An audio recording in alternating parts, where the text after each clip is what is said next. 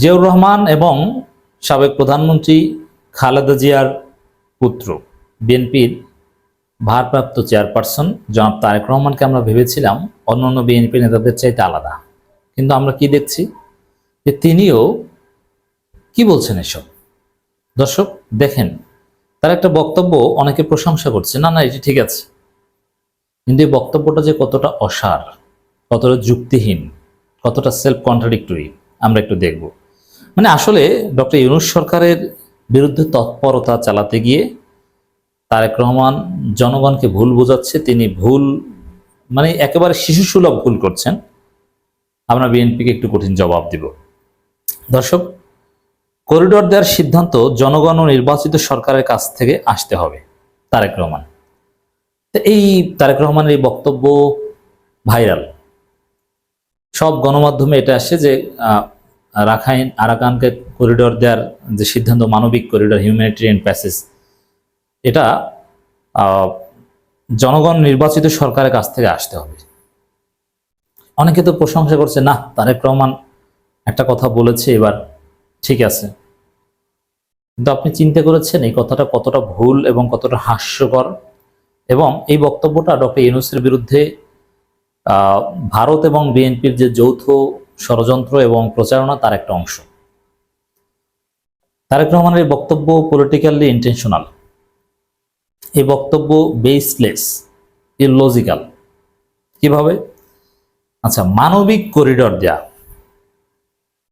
অথবা অন্য একটা দেশের, বিএনপি নেতারা এটাকে কিভাবে দেখাচ্ছে যে এটা অন্য একটা দেশের সিভিল ওয়ারে বাংলাদেশ নিজেদেরকে জড়াচ্ছে, ঠিক আছে মানলাম, অথবা যুদ্ধেই জড়াচ্ছে, মানবিক করিডোর দেওয়া হোক আর অন্য একটা দেশের ঝামেলা জড়াচ্ছে, এটা স্পর্শকতার সিদ্ধান্ত। এই তো বিএনপি, তারেক রহমান এটাই বোঝাতে চেয়েছে।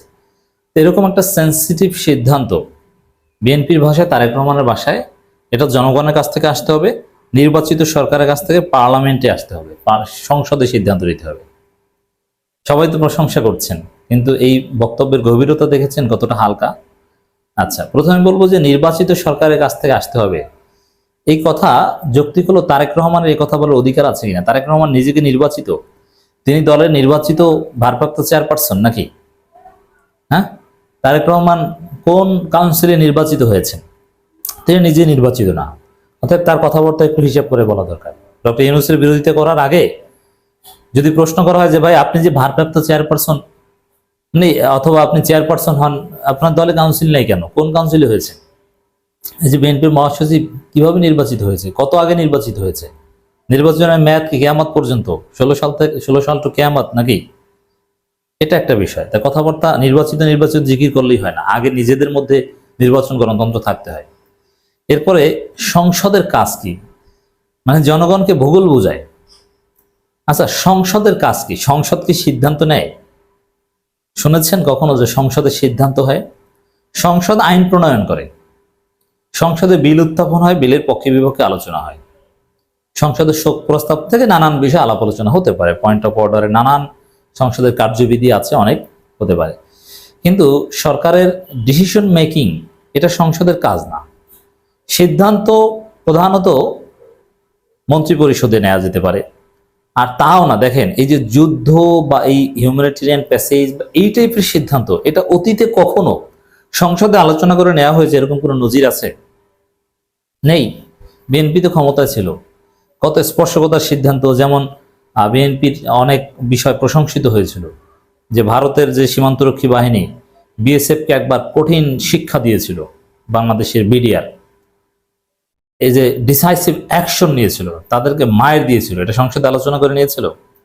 দেখেন, রাষ্ট্রের নীতি হচ্ছে এটা যে যুদ্ধ বা এই ডিপ্লোম্যাটিক অনেক বিষয়, এগুলো সংসদে উত্থাপন তো করা হবেই না, জনগণকে জানানো হবে না, এটা রাষ্ট্রের কিছু গুরুত্বপূর্ণ লোকজন জানবে।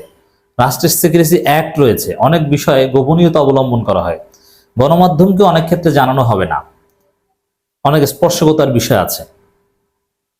এর মানে কি? স্পর্শকতার বিষয়, যুদ্ধ রিলেটেড বিষয়, এগুলো বরং নিরাপত্তা উপদেষ্টা, সেনাবাহিনী বা এই টাইপের কয়েকজন লোক মিলে, প্রধানমন্ত্রী, প্রেসিডেন্ট, এরা প্রতিরক্ষা মন্ত্রী, স্বরাষ্ট্রমন্ত্রী, এরা মিটিং করে, সব মন্ত্রীদেরকেও ডাকে না, জরুরি সিদ্ধান্ত নেয়, আমরা এই করবো সেই করবো, এক্সপার্টদের নিয়ে সিদ্ধান্ত নেয়।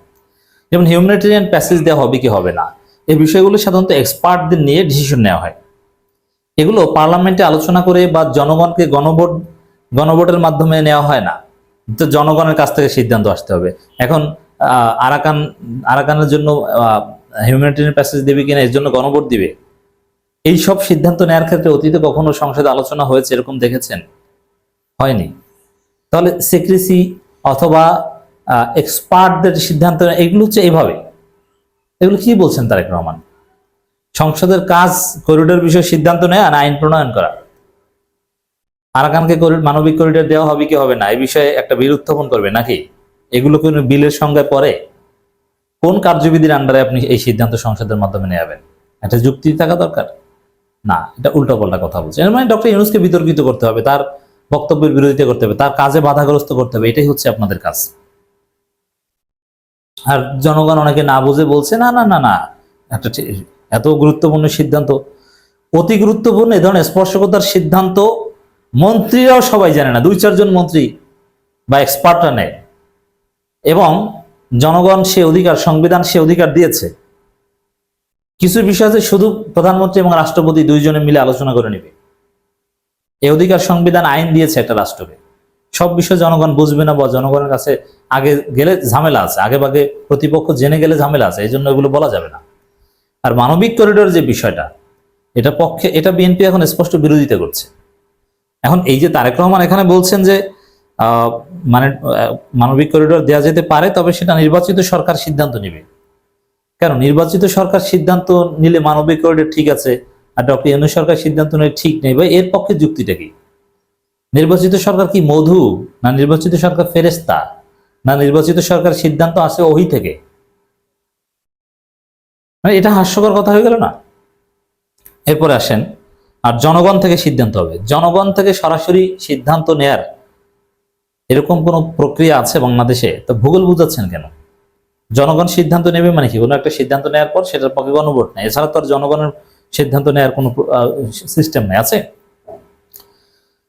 তারেক রহমান সরাসরি করিডোরের বিরোধিতা করেননি যে না সংসদ বা জনগণ নিলে ঠিক আছে বা উচিত অনুচিত নিয়ে আলোচনা করার সুযোগ আছে, কিন্তু বিএনপি অন্য নেতারা সরাসরি এটা বিরোধিতা অলরেডি করেছে যে না মানবিক করিডোর দেওয়া যাবে না। কিন্তু মানবিক করিডোর দেওয়ার পক্ষে হাজারো যুক্তি আছে। মানবিক করিডোর দিলে নাকি বাংলাদেশ ধ্বংস হয়ে যাবে।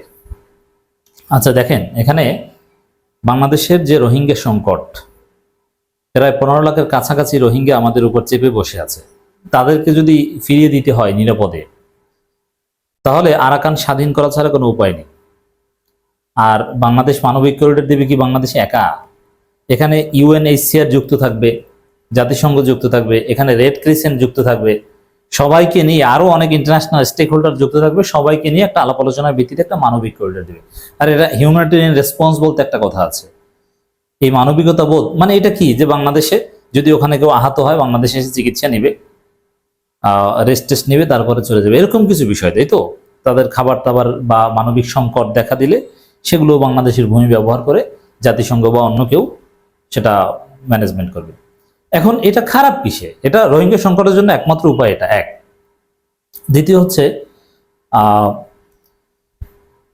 এতে তো ডক্টর ইউনূস সরকার আরেকবার নোবেল প্রাইজ পেতে পারেন। ভাই, এটা বাংলাদেশ নোবেল প্রাইজ পেতে পারে যে আরাকানে শান্তি প্রতিষ্ঠার জন্য মানবিকভাবে মানবিক সহায়তা নিয়ে বাংলাদেশ গিয়েছে, মানুষের জীবন বাঁচিয়েছে। মানুষ চিকিৎসার অভাবে মারা যায়, আহত হয়ে মারা যায়, চিকিৎসা নিতে পারে না। তো বাংলাদেশ একটু মানবিক করিডোর দিলে অনেক মানুষের জীবন বাঁচবে। এটা তো নোবেল পাওয়ার একটা রাস্তা। আপনি এর বিরোধিতা করছেন কেন? বিএনপি ক্ষমতা থাকলে ঠিকই এখন এটা করতো, তখন তারেক রহমান নোবেল প্রাইজ দাবি করতো। এই যে দেখেন আমি মানবিক করিডোর দিয়েছি, এখন আমাকে নোবেল দেন, তার লবিস্ট নিয়োগ করতো। এগুলো বুঝি না আমরা? ডক্টর ইউনূস করেছে, অতএব তার বিরোধিতা করতে হবে, দ্বিতীয়বার আরেকবার নোবেল যাতে না পায়। এই তো। এছাড়া দক্ষিণ এশিয়ায় এই সমস্যা সমাধানের উদ্যোগ কেউ নেয়নি। ভারত, চীন, পাকিস্তান সবাই এই সমস্যা জিয়ে রাখছে। এখন এই মানবিক করিডোরের সিদ্ধান্ত নিলে কিন্তু আরাকান, এটা মানবিক করিডোর দিলে যে স্থায়ী তা না। এই মানবিক করিডোর দিয়ে আর আরাকানের স্বাধীনতা না চাক বা না চাক, সামরিক জান্তার সাথে, মিয়ানমার জান্তা সরকারের সাথে কিন্তু দর কষাকষির একটা রাস্তাও তৈরি হতে পারে। জান্তা সরকার চুপসে যেতে পারে যে না না না, বাংলাদেশের সাথে চালাকি করতে যেয়ে কিনা আরাকান স্বাধীন হয়ে যায়, তার চাইতে ডক্টর ইউনূস সরকারের সাথে একটা চুক্তিতে আসি, রোহিঙ্গাদের ফেরত নেওয়ার ব্যবস্থা করি। এটা দর কষাকষি করার একটা রাস্তা হতে পারে, এই সামরিক জান্তাকে চাপ প্রয়োগ করার একটা কৌশল হতে পারে, পদ্ধতি হতে পারে। এবং সবাই সমস্যা জিয়ে রাখছে, আর বাংলাদেশ এটার একটা সমাধান করার চেষ্টা করছে। এতে ইন্টারন্যাশনাল স্টেক হোল্ডারদের সহায়তায় জান্তার সরকার আলোচনায় বসতে বা একটা শান্তি চুক্তিতে বসতেও রাজি হতে পারে, যে না আমরা তো পারবো না, এরা মানবিক করিডোর পেয়ে তো এরা শক্তিশালী হয়ে যাবে, অতএব আমরা একটা চুক্তিতে আসি। সেই চুক্তির মধ্যস্থতাকারী হিসেবে ডক্টর ইউনূস হতে পারেন। একটা বড় ধরনের সিভিল ওয়ারেরও সমাপ্তি হতে পারে।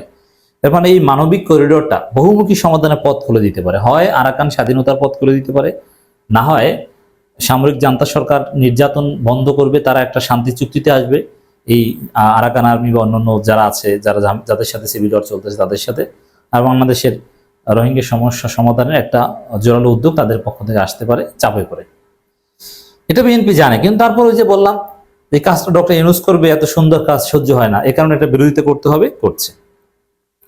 মিয়ানমার সীমান্তে করিডোর ইস্যুতে বিএনপির ভারপ্রাপ্ত চেয়ারম্যান তারেক রহমান বলেছেন, দেশের স্বাধীনতা সার্বভৌমত্বের সঙ্গে জড়িত বিষয়ে সিদ্ধান্ত নিতে জনগণকে জানানো হয়নি, রাজনৈতিক দলগুলোর সঙ্গে আলোচনা করা হয়নি। এমন সিদ্ধান্ত নেওয়া উচিত কিনা সেই বিতর্কে তুলতে চাই না, তবে করিডোর দেওয়ার সিদ্ধান্ত জনগণ নির্বাচিত সরকার কাছ থেকে আসতে হবে। ফালতু কথা। করিডোর দেওয়ার সিদ্ধান্ত এগুলো পার্লামেন্টের কোন এজেন্ডায় আপনি কোন কার্যপ্রণালী বিধিতে এটা আলোচনা করবেন, এরকম কোন সিস্টেম নেই। আর দ্বিতীয় কথা হচ্ছে, এই সিদ্ধান্ত জনগণ নিবে কি, এটা কি গণভোট দিবেন? না। তাহলে প্র্যাকটিসটা কি? এ ধরনের সিদ্ধান্ত সব মন্ত্রীরাও জানে না, এটা প্রধানমন্ত্রী, রাষ্ট্রপতি, প্রতিরক্ষা মন্ত্রী, স্বরাষ্ট্রমন্ত্রী, সেনাবাহিনী প্রধান, বিমান বাহিনী প্রধান বা 3 বাহিনী, বিজিবি, এরা এক্সপার্টরা, নিরাপত্তা উপদেষ্টা, এরা মিলে আলোচনা করে সিদ্ধান্ত নেয়। বিষয়টা এইভাবে হয়। এই ধরনের বিষয় সবাইকে জানিয়ে ঢাক ঢোল পিটিয়ে করার বিষয় না। আর এই সিদ্ধান্ত নেওয়ার লেজিটিমেসি সরকারকে জনগণ দিয়েছে। বিশেষ করে ডক্টর ইউনূস নিলে আপত্তি জনগণ করবে না। তিনি বলেন, গত 1.5 দশকে পরাধীনতার শেকলে বন্দী করে রাখা হয়েছিল, জনগণের ফেসিবাদের পতন হলো, জনগণের রাজনৈতিক গণতান্ত্রিক অধিকার পরিপূর্ণ প্রতিষ্ঠিত হয়নি। তাহলে কি উচিত ছিল? হাসিনা পালানোর পরের দিন নির্বাচন দেওয়া উচিত ছিল। এজন্য মানুষ নির্বাচিত প্রতিনিধিদের মাধ্যমে সরকারের কাছে পৌঁছে দিতে পারছে না। বাংলাদেশের নির্বাচিত প্রতিনিধিরা কি করে, নির্বাচনের পর জনগণের মতামত কতটুকু নেয় বা জনগণের আসলে প্রতিনিধিত্ব কতটুকু করে, এটা আমরা জানি। এগুলো সব প্রতারণা।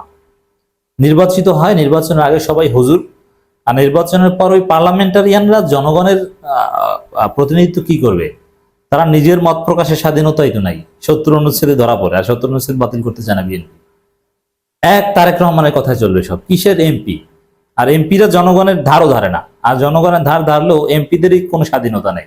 এরা তারেক রহমান যা বলবে সেটা, মানে যদি বিএনপি ক্ষমতায় আসে। অতএব এই যে জনগণের প্রতিনিধি নির্বাচিত সরকার হলে এই যে প্রতারণামূলক শব্দগুলো, এগুলো আমরা প্রতিবাদ জানিয়ে রাখলাম। তারেক রহমান বলেন, বিশেষ পরিস্থিতি সরকার অবৈধ না, কিন্তু জনগণ নির্বাচিত সরকারের বিকল্প নয়। কেউ যখন একক ব্যক্তিকে অপরিহার্য মনে করে তখনই স্বেচ্ছাচারী তৈরি করে। আচ্ছা, একক ব্যক্তিকে অপরিহার্য একটা বিশেষ পরিস্থিতিতে জনগণ মনে করে। আর এটা তো ডক্টর ইউনূস একা দেশ চালাচ্ছেন না, তার একটা বড় উপদেষ্টা পরিষদ আছে। মানে যত ক্ষোভ এখন ডক্টর ইউনূসের বিরুদ্ধে, ডক্টর ইউনূসের যে গ্রহণযোগ্যতা, তার যে আকাশচুম্বী জনপ্রিয়তা, এটা সহ্য করতে পারছেন না তারেক রহমান, যে একক ব্যক্তিকে অপরিহার্য মনে করছেন। না না, এটা ঠিক না, এইসব কথাবার্তা বলছেন। যাই হোক দর্শক, আশা করি তারেক রহমানের বক্তব্যের জবাব হয়েছে।